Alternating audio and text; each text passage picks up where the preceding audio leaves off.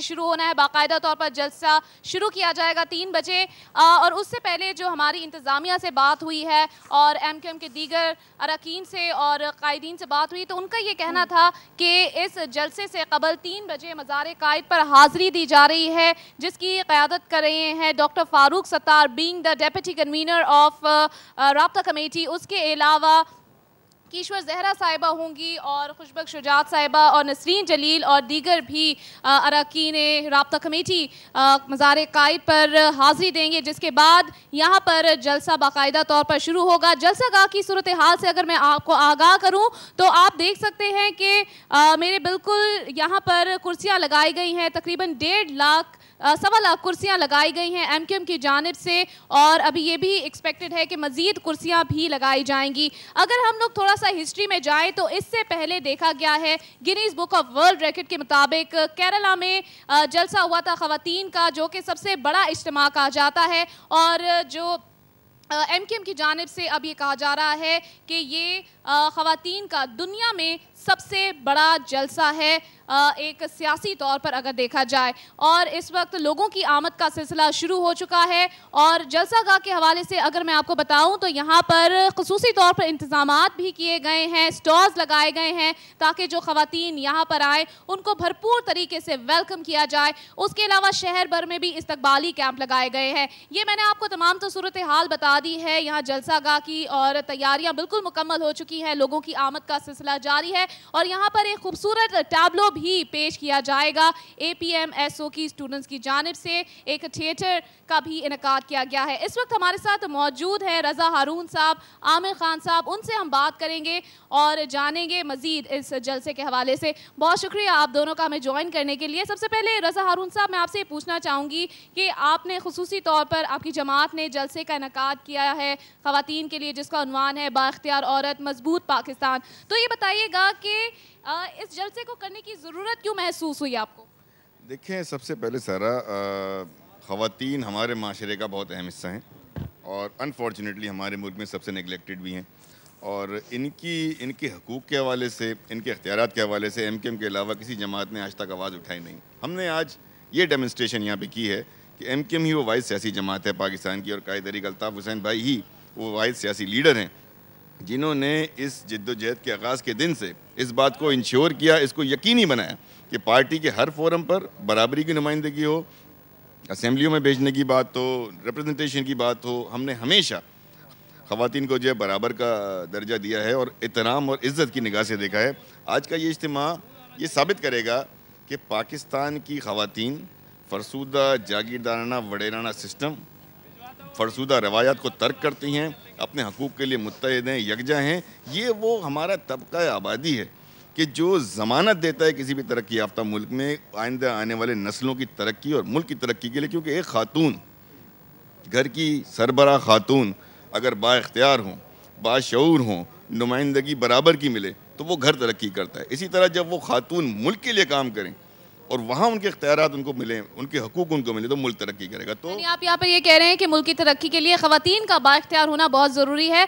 और जैसा कि ये भी कहा जाता है रज़ा हारून साहब के जो बच्चे होते हैं उनकी जो पहली दरजगाह होती है वो माँ की गोद होती है, तो बीइंग माँ, बहन, बेटी बहुत इंपॉर्टेंस रखती है। यहाँ मैं आपसे ये भी जानना चाहूँगी कि क्या समझते हैं आप कि ये एक तो फोरम है, एक प्लेटफॉर्म है जहाँ पर ख़वातीन के लिए आवाज़ उठाई जा रही है, MQM की जानिब से जलसे का इनकाद किया गया है, तो मज़ीद जो है औरतों में आगाही पैदा करने के लिए, उनके हकूक़ के लिए, क्योंकि फ़राइज़ तो औरत को उसके बताए जाते हैं लेकिन हकूक़ नहीं बताए जाते, तो मज़ीद क्या इक़दामात करने की ज़रूरत है और आपकी जमात की जानिब से मज़ीद क्या इक़दामात किए जाएंगे? देखिए, हम समझते हैं, जैसे आपने बिल्कुल राइटली कहा, कि ज़िम्मेदारियाँ बहुत दे दी जाती हैं, काम बहुत ले दिया जाता है, घर की जिम्मेदारी, लेकिन जहाँ उनको मुनासिब नुमाइंदगी देनी चाहिए, हकूक़, वो नहीं दिए जाते। फिर हमारे मुल्क में ऐसे ऐसे वाक़यात हैं, ऐसे शर्मनाक वाक़यात हैं, ज़िंदा दफन कर देना, बच्चियों को दफन कर देना, मार देना, वनी की रस्म है, कारोकारी की रस्म है, अदले बदले की शादियाँ होती हैं।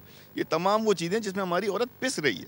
इस औरत के हकूक़ की आवाज़ कौन उठाएगा? मैं तो पाकिस्तान की तारीख़ में मैंने MQM के अलावा और कायद तहरीक अल्ताफ़ हुसैन भाई के अलावा किसी को, किसी सियासी लीडर को, किसी सियासी पाकिस्तान की तारीख़ की बात कर रहा हूँ, मैंने नहीं देखा कि ख़वातीन के लिए। और इसीलिए मेरी अपील है, आज मर्द हज़रात से पहले अपील करूँगा कि जो मर्द हज़रात हैं वो आज अपने घरों में रहें, वो अपने घर के सारे काम करें, खाना पकाएं, बच्चों को देखें और ख़वातीन को लेकर आएँ या छोड़ कर जाएँ, क्योंकि ये शो सियासी शो नहीं है, ये शो एक सोशल शो है।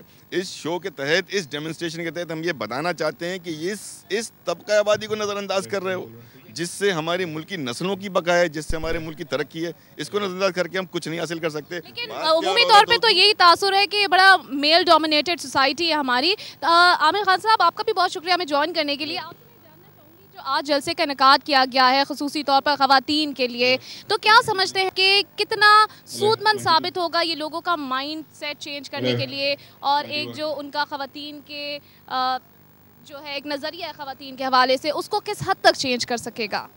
देखें, पाकिस्तान की आबादी का जो रेशो है उसमें 51% हिस्सा ख़वातीन का बनता है। अगर ये ख़वातीन मुत्तहिद होकर एक प्लेटफॉर्म पर एक परचम तले जमा होकर अपने हुकूक़ के लिए आवाज़ बुलंद करेंगी तो इस पाकिस्तान की तकदीर तब्दील हो जाएगी।